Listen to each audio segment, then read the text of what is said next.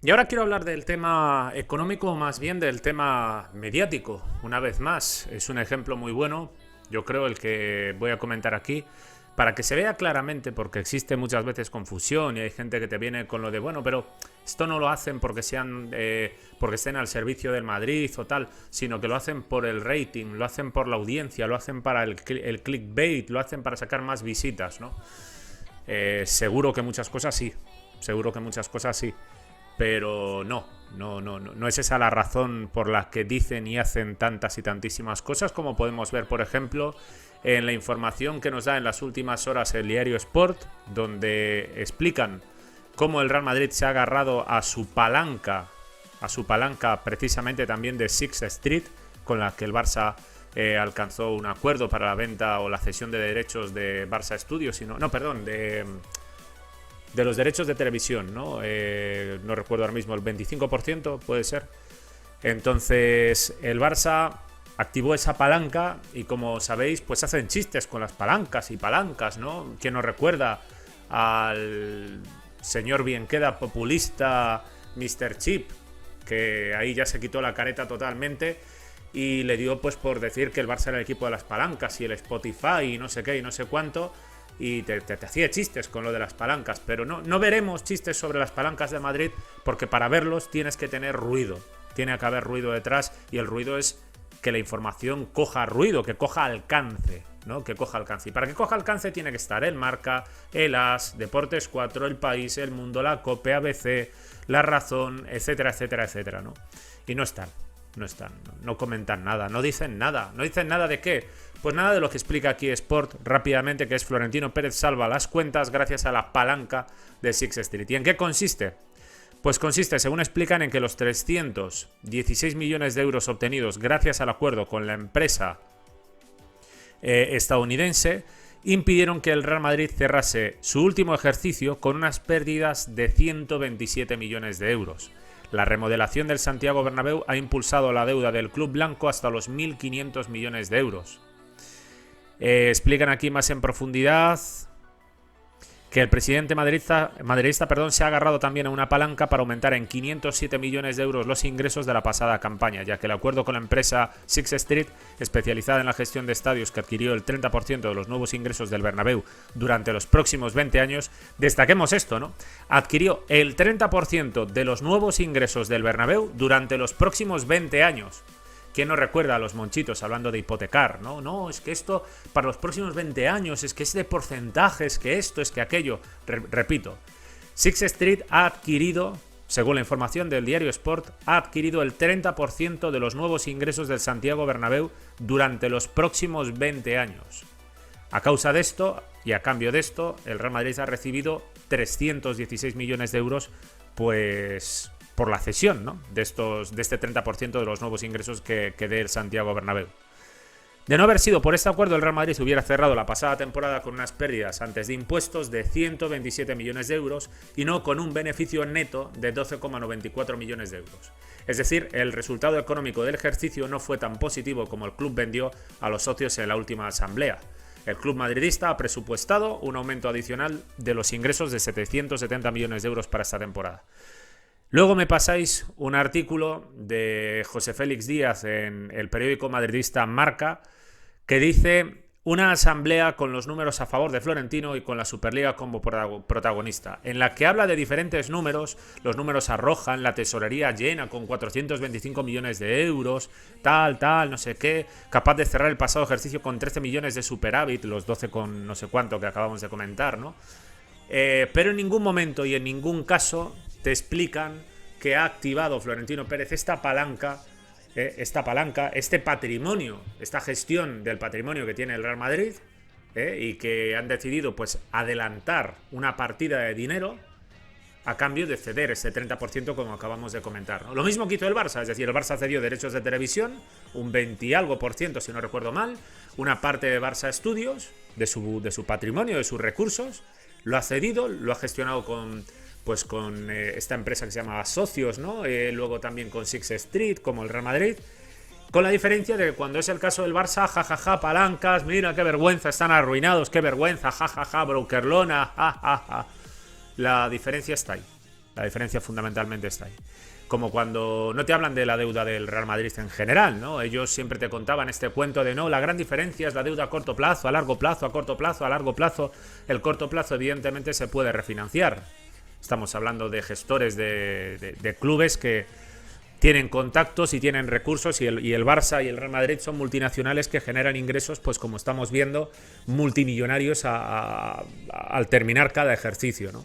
Al terminar cada ejercicio. Entonces, por un lado quería comentar esto y mostrar claramente la diferencia de interpretación entre cuando el diario madridista Marca, cada vez más fanatizado y madridista, diría pues hasta hooligan en sus artículos, sus opiniones y su manera de actuar, pues cuando este diario madridista te expone los datos, tú ves como ellos te hablan solo de, bueno, sí, tal, la tesorería, no sé qué, no sé cuánto. En ningún momento se habla de palancas, en ningún momento se habla de ceder a Six Street, nada, nada. Y si se hablara, aparecería en un rinconcito, en una esquina al lado del Sexo es Vida. A diferencia de cuando sea el Barça, que saldrá una foto en primera plana de Laporta, hablando de palancas y de que, bueno, y en modo... de manera sarcástica, ¿no? A modo de cachondeo, riendo, intentando reírse del Barça. Esto es la gran diferencia. Esto no es para buscar visitas y tal, como dicen algunos, no. Esto es una cuestión de que están al servicio del Real Madrid y que se hace un papel donde mueves, manipulas, tergiversas o manejas la información según la conveniencia de un equipo y de otro. ¿Qué es el Barça? Pues tal, no sé qué, no sé cuánto, no hay que hablar de árbitros, tal, qué vergüenza el juego del Barça, gana, pero qué vergüenza, pierde y juega bien, va, pero lo importante es ganar, tal, la milonga de la posesión, Laporta, luz de gas, no sé qué, no sé cuánto, el cruyffismo es mentira, en fin, gana el Madrid, no sé qué, no sé cuánto, va, lo importante es ganar, da igual el juego, no hay que hablar de árbitros, los árbitros unas veces te dan y otras se quitan. Qué llorones sois, pierde el Madrid por arbitraje, robo, qué vergüenza, escándalo, y así sucesivamente. Repito, no es por rating, no es por audiencia, es porque están al servicio del Real Madrid, y quien no lo entienda, pues que no lo entienda. Yo qué quieres que te diga, pero es que es más que evidente, y si a alguien no le resulta evidente, pues que expliquen por qué esta palanca activada por el Real Madrid ni siquiera se comenta o solo se comenta en el diario Sport. Que alguno dirá, bueno, pero el diario Sport es del Barça. Bueno, lo de que es del Barça lo dirás tú, porque yo desde luego no considero a esta prensa del Barça. Por el papel que hacen, yo no las considero, a día de hoy, no las considero prensa del Barça. Pero aún así, estamos hablando de información, no de opinión. Y la información es esa, el Real Madrid ha cedido ese 30% de los futuros ingresos del nuevo Bernabéu. Entonces, como el acuerdo es un hecho y es real, da igual si viene del diario Sport, del Marca, del ASO, de Superdeporte o de donde tú quieras. Da igual, es información, son hechos, datos irrefutables. Entonces, como digo, esta es la gran diferencia.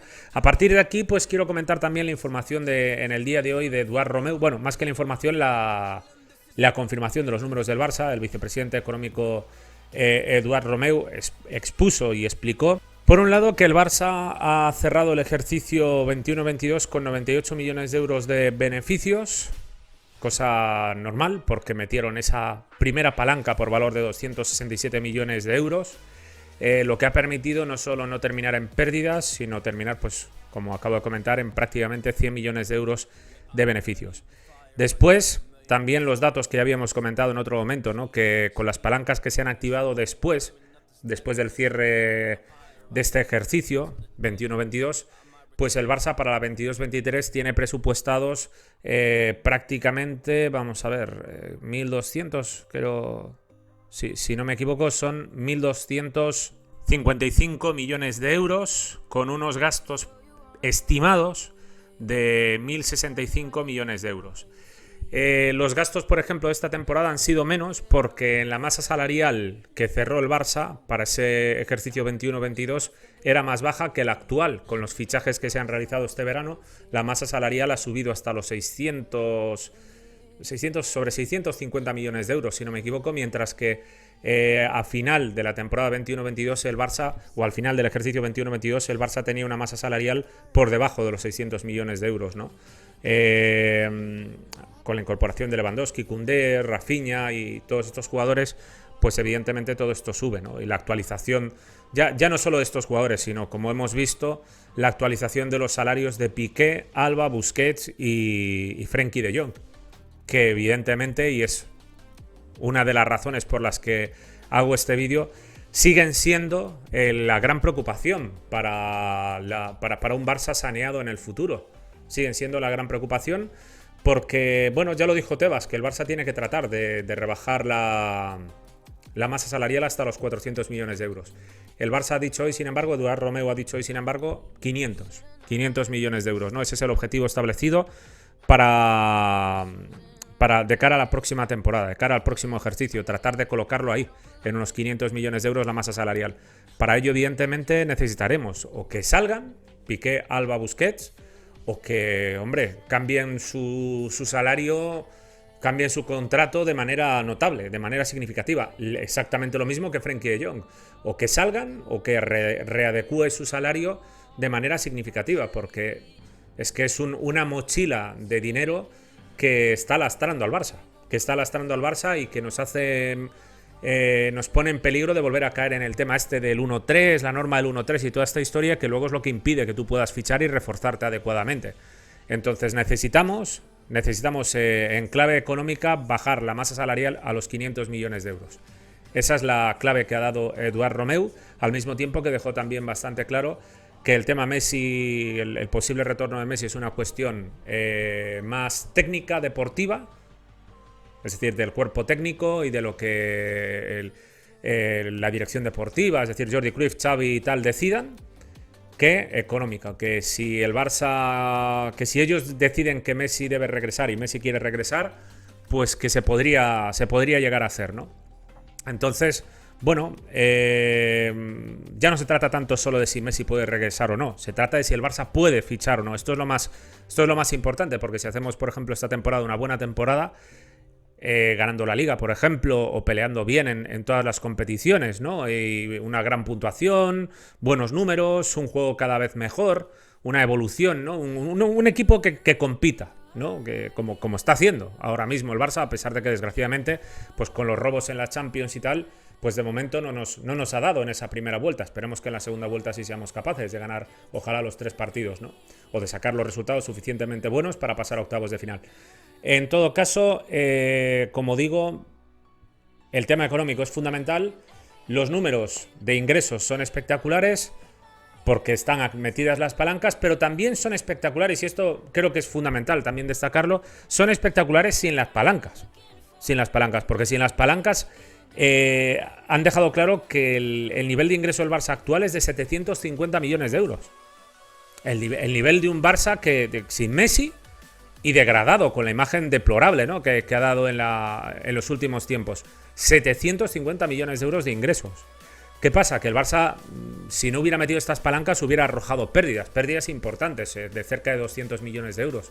¿Por qué? Pues porque el nivel de gasto del club es exagerado y es brutal a causa, pues como ya sabemos, de estos contratos que tiene el club, ¿no? De estos contratos y de herencia demasiado pesada.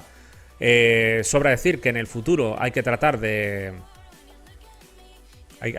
conseguir que esos gastos se reduzcan lo máximo posible, y por eso es tan importante el tema de Jong, el tema Piqué, el tema Busquets y el tema Alba, al margen totalmente del rendimiento que den, o sea, y esto que tiene que quedar claro. O sea, la crítica futbolística es una cosa, y por un lado está el jugador y su rendimiento, y por otro lado está la ficha del jugador.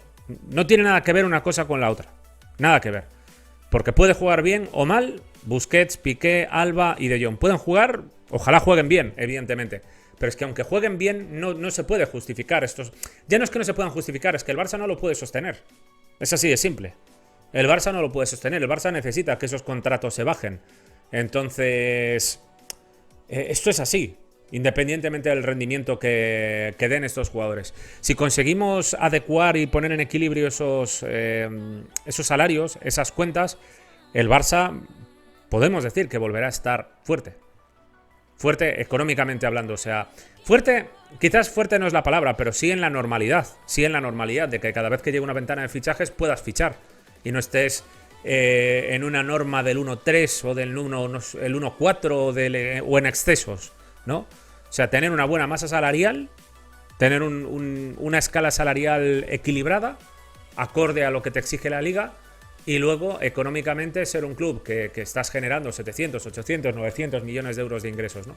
El posible retorno de Messi al Barça también podría entenderse desde un punto de vista de disparar los ingresos, ¿no?